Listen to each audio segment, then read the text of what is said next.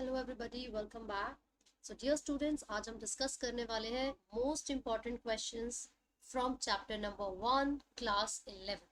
So the living world में already आप लोगों को पढ़ा चुकी हूँ और आज हम इसी के ही जो मोस्ट एक्सपेक्टेड क्वेश्चंस है वो डिस्कस करने वाले हैं। ठीक है। सो बेटा, सबसे पहला क्वेश्चन यहाँ पर क्या गिवन है, फटाफट से देख लेते हैं। Which one of the following aspects is an exclusive characteristic of the living beings. यहाँ पर आपसे पूछा है कि एक्सक्लूसिव कैरेक्टरिस्टिक क्या है लिविंग बींग्स की। चलो, चार ऑप्शंस हमारे सामने है, ट्राई कीजिए। Isolated metabolic reactions occur in vitro, increase in mass from inside only, perception of events happening in the environment and their memory, and last one is increase in mass by accumulation of material both on the surface as well as internally। बताइए, सिर्फ और सिर्फ living being की characteristic feature आपसे पूछी गई है। बेटा, करेक्ट आंसर क्या होगा? Option C, perception of events happening in the environment and their memory. आपको याद होगा कि कॉन्शियसनेस वाले पैराग्राफ में मैंने आपको बताया था कि जितने भी लिविंग ऑर्गेनिजम्स हैं, चाहे प्रोकैरियोट्स हो या यूकैरियोट्स, रिस्पॉन्स करने की एबिलिटी सभी के अंदर होती है। So responsiveness is the exclusive characteristic. ठीक है।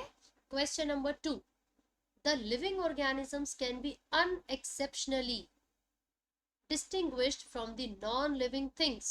बताइए, किस बेसिस पर आप लिविंग ऑर्गेनिजम्स को डिस्टिंग्विश कर सकते हैं नॉन लिविंग थिंग से? चार ऑप्शन है बच्चों। Interaction with the environment and progressive evolution. जिस चीज को मैं सर्कल या हाईलाइट करती हूँ बेटा, वो चीज जरूर गौर से देखा करो। ठीक है। सेकेंड है reproduction, then growth and movement, then responsiveness to touch. I think just अभी 1 मिनट पहले ही मैंने आपको ये समझाया है कि रिस्पॉन्सिवनेस टू टच एक ऐसी प्रॉपर्टी है जो कि एक अनएक्सेप्शनल प्रॉपर्टी आपको मिल जाएगी लिविंग को नॉन लिविंग से डिफ्रेंशिएट करने के लिए। ठीक है। सो यहाँ पर करेक्ट आंसर क्या हुआ? Option D. बच्चे कहते हैं कई जगह पर ऑप्शन ए भी मैम करेक्ट होता है, बिल्कुल सही बात है, but the reason is, the explanation is, यहाँ पर जो प्रोग्रेसिव इवोल्यूशन लिखा हुआ बेटा, वो रिग्रेसिव भी हो सकता है। कई बार ऐसे बदलाव आते हैं जो कि इवोल्यूशन में सक्सेसिव ना करवा के पीछे ले जाते हैं। ठीक है। चलो, next question. Biological organization starts with. बताइए, कौन से लेवल से शुरू होती है? Cellular, organismic, atomic, sub microscopic, molecular level. क्या लगता है बच्चों? 2007 में पूछा गया ये प्रश्न और सही उत्तर है option D, sub microscopic molecular level. Right. चलिए, क्वेश्चन नंबर 4 पर हम आगे चलेंगे। Select the correctly written scientific name of mango which was first described by Carlos Linnaeus। ये 2019 का ही क्वेश्चन है and majority of students attempted this question incorrect।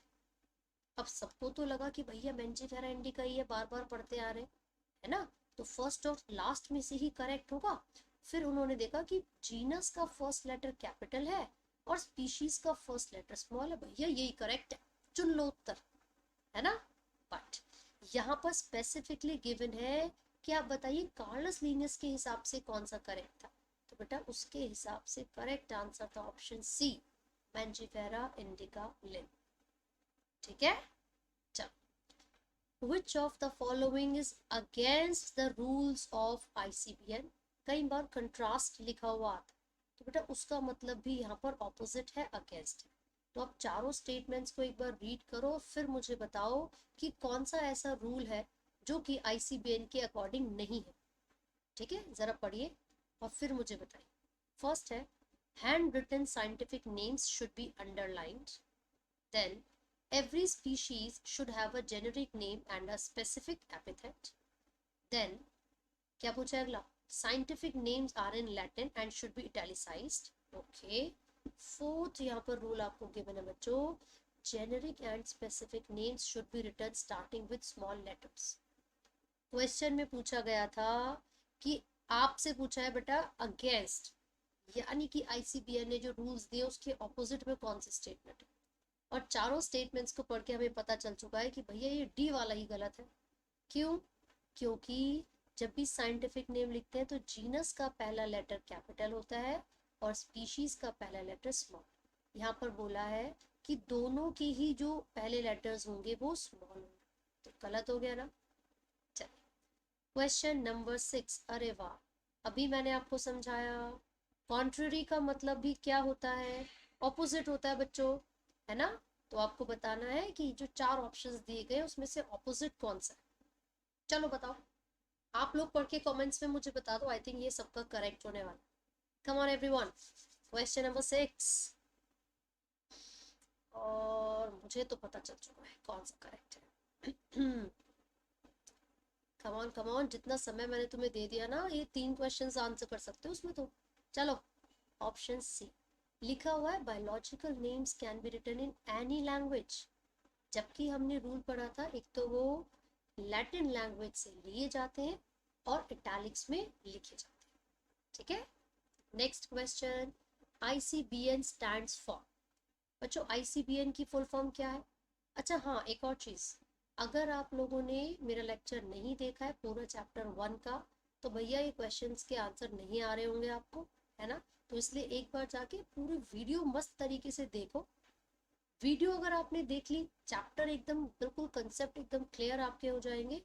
And once you are एकदम clear, समझ रहे हो, वंस यू आर एकदम clear on concepts, तो भाई साहब आंसर ऐसे आएंगे फट फट फट, राइट। तो क्वेश्चन नंबर 7 का आंसर बताइए।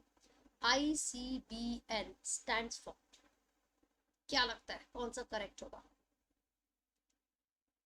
बेटा एलिमिनेशन मेथड का हम यहाँ पर यूज करने वाले हैं। पहली बात, इंटरनेशनल कोड होता है तो या तो A या फिर B। पहली बात, इंटरनेशनल कोड होता है, this is not only for India but for the different Nations also, right.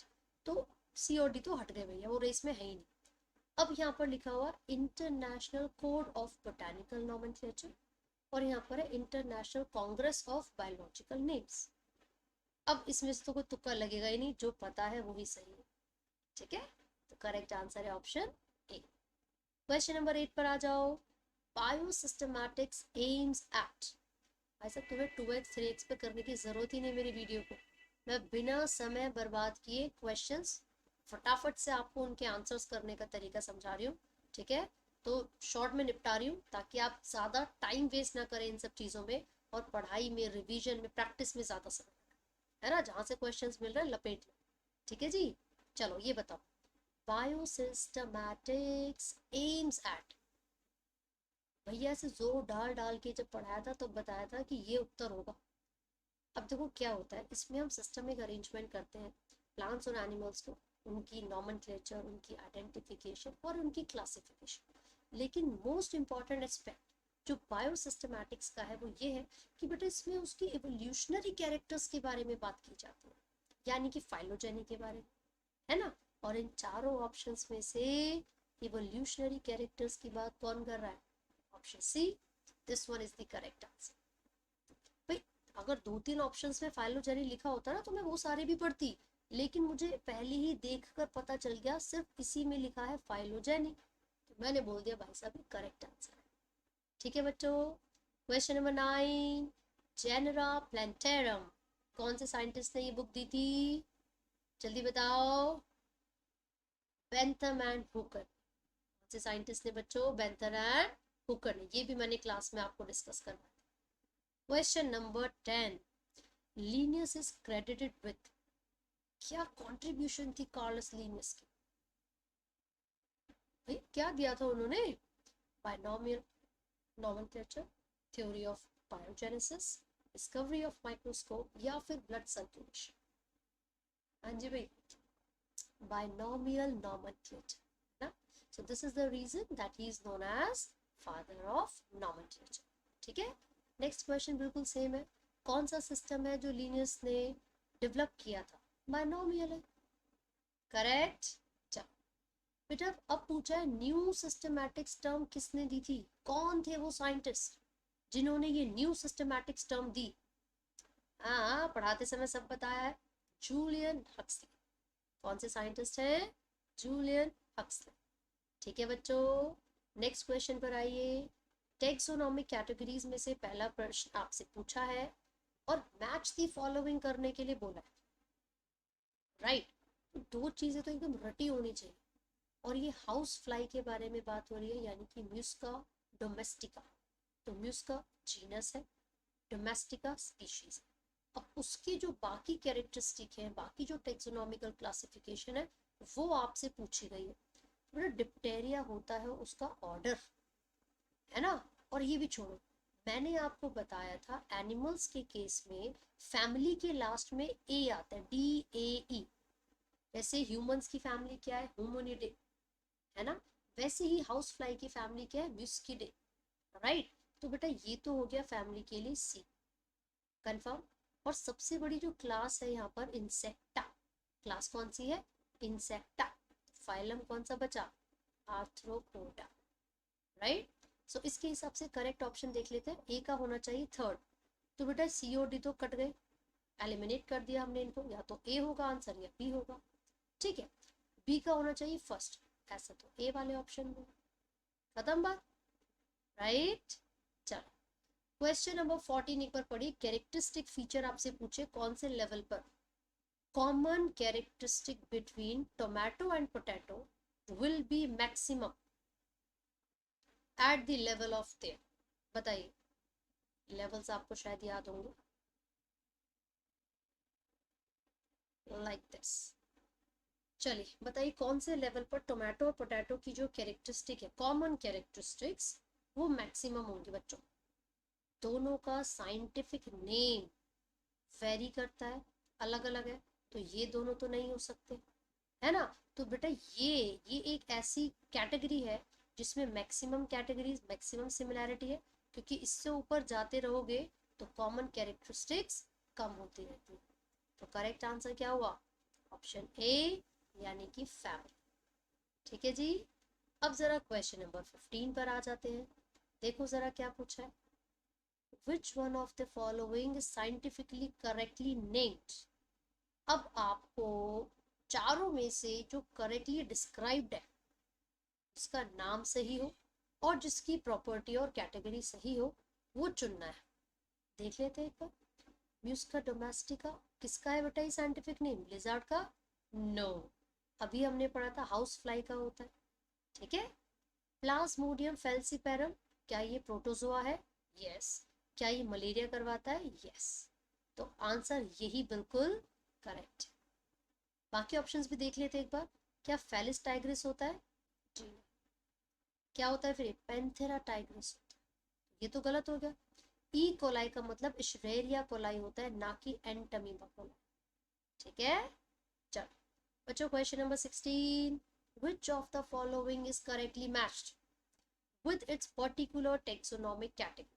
कौन सा करेक्टली मैच्ड है कैटेगरी के हिसाब से, टाइगर, टाइग्रिस, स्पीशीज। अभी तो हमने पढ़ा था पैंथेरा टाइग्रिस, है ना। तो टाइग्रिस उसकी स्पीशीज तो थी, सही लग रहा भाई। और भी देख लेते हैं, तीन तीन ऑप्शंस और कौन कौन से, जरा एक झलक हो जाए। कटल फिश, मोलस्का, और ये मोलस्का उसकी क्लास है, क्या ये सही बात है। ह्यूमंस, प्राइमेटा, प्राइमेटा उसकी फैमिली है, क्या ये सही बात है। म्यूस्का हाउस फ्लाई का ऑर्डर है, तीनों गलत। करेक्ट आंसर ऑप्शन ए ही था, जिसमें टाइगर लिखा हुआ है और उसकी जो स्पीशीज है वो है टाइगर्स, ठीक है बच्चों। चलो ये बताओ, स्पीशीज आर कंसीडर्ड एज, क्या होती है स्पीशीज,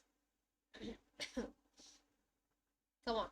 क्वेश्चन नंबर 17 अच्छे से आप पढ़ेंगे तो आराम से इसका बिल्कुल सही उत्तर दे पाएंगे।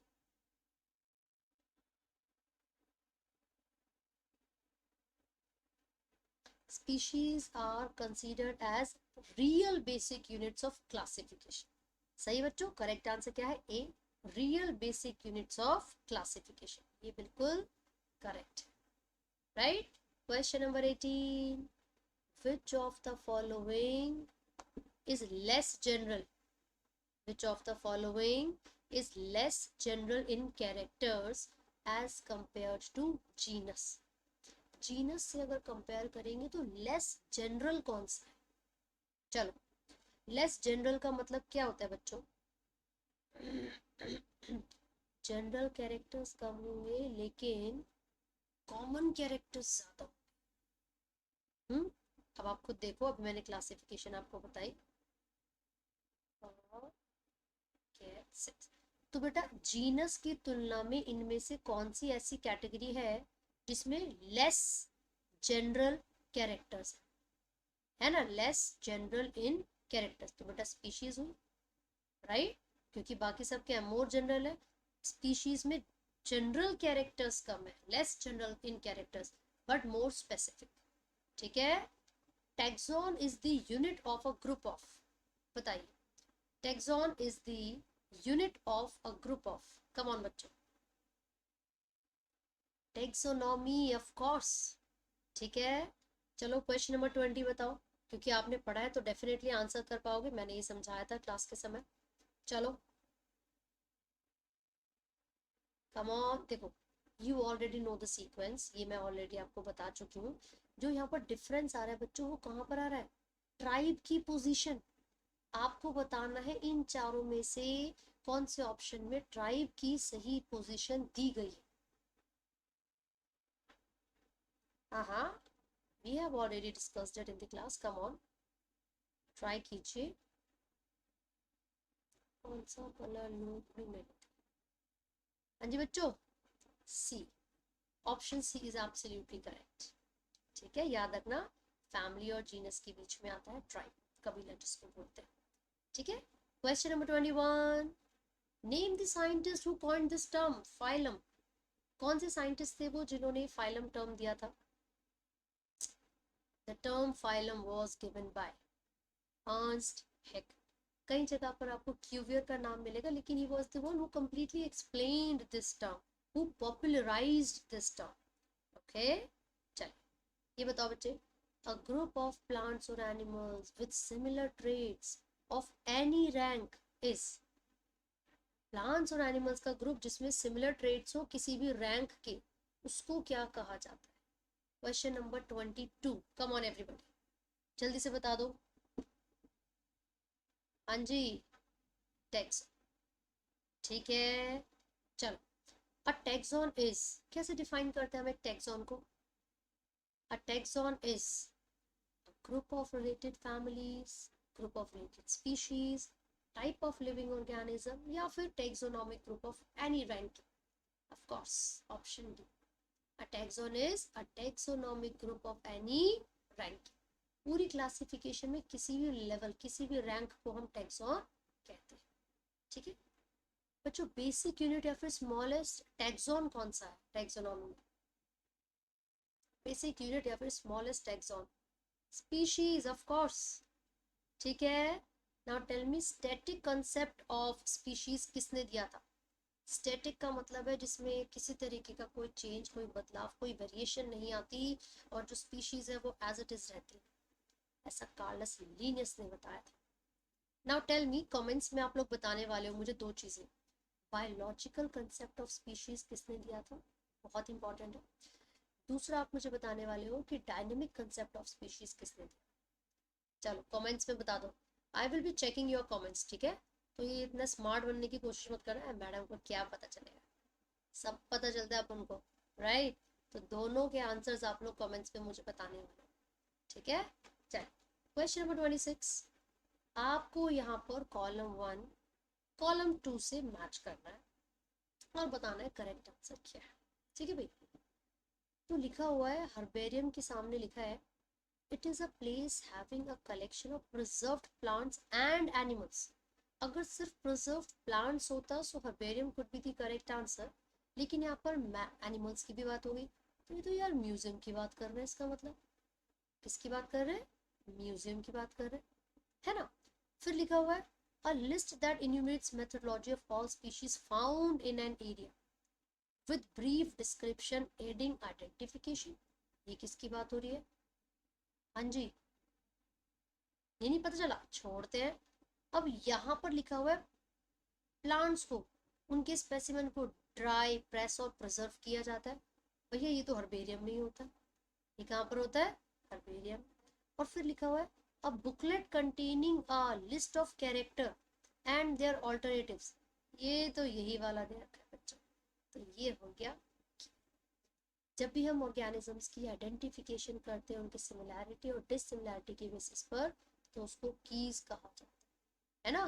तो ए का हो जाएगा थर्ड, ऐसा किसमें, बी और डी दोनों में दे रखा है। ए का क्या है बच्चों, थर्ड, बी और डी दोनों में दे रखा है। देन बी का क्या है, नहीं ये तो हमने गलत कर दिया, बी का तो फोर्थ होना चाहिए, दोनों में ही फोर्थ है, बी का फोर होना चाहिए बच्चों। अब booklet containing a list of, अच्छा कैटलॉग और ये ठीक है ठीक है ठीक है, मैं पहले इसको इरेज कर देती हूँ, just give me a second वरना कंफ्यूजन हो जाएगी। ये लाइक दिस। बच्चों देखो, जो चीज़ हमें पता है सबसे पहले उस पर क्लिक कर लेते हैं। जैसे कि हमें हर्बेरियम का तो कंफर्म था, ए का तो होने वाला है 3, 3 पे हमने कर दिया क्लिक। अब जो कीज होती है, कीज और कैटलॉग, इसमें कंफ्यूजन है क्योंकि म्यूजियम का तो बिल्कुल क्लियर है, फर्स्ट होने वाला है, प्लांट्स एंड एनिमल्स दोनों लिखे। अब डिफरेंस देख लेते हैं कैटलॉग और की में।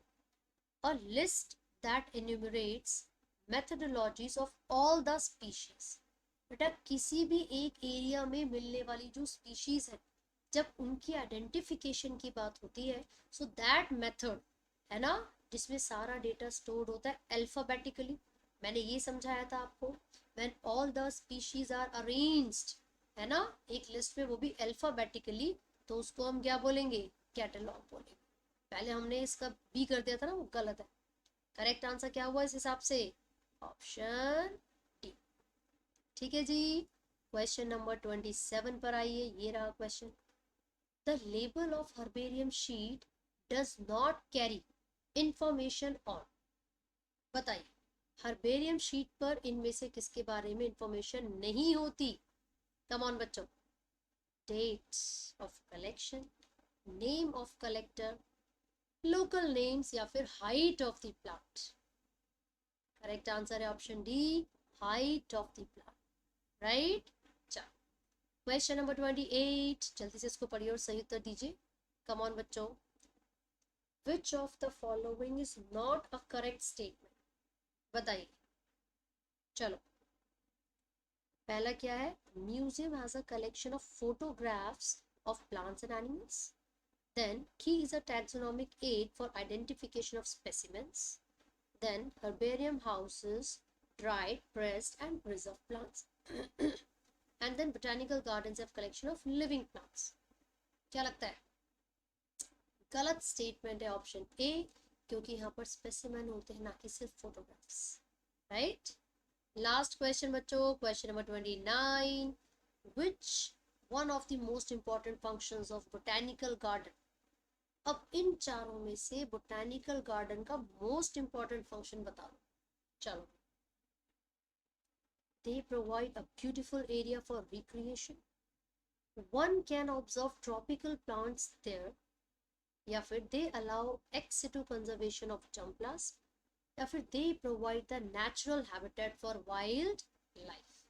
क्या लगता है बच्चों, ex situ conservation of germplasm, gametes को या सीड्स को जब हम प्रिजर्व करके रखते हैं लंबे समय तक फेवरेबल कंडीशंस में, तो उसको germplasm भी कहा जाता है बच्चों।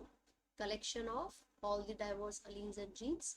तो जो बोटेनिकल गार्डन है वो भी तो एक तरीके से हमको प्रिजर्वेशन में हेल्प करते हैं ना, तो ये भी किसका एग्जांपल हो गया, ex situ conservation, राइट। सो ये एक स्पेसिफिक बुक में से लिए गए कुछ क्वेश्चंस थे जिसकी प्रैक्टिस करना आपके लिए बहुत ज़रूरी है। सो डियर स्टूडेंट्स, एक एक चैप्टर को थॉरोली पढ़ना है, वीडियोस देखना है, एनसीईआरटी को फॉलो करना है, एंड देन जो मल्टीपल चॉइस क्वेश्चंस हम यहाँ पर डिस्कस करते हैं उनको अच्छे से एकदम दिमाग में घुसा लेना, राइट। ऐसे ही चैप्टर्स को पढ़ते रहिए और डाउट्स पूछते रहिए। All the best everyone, have a good day.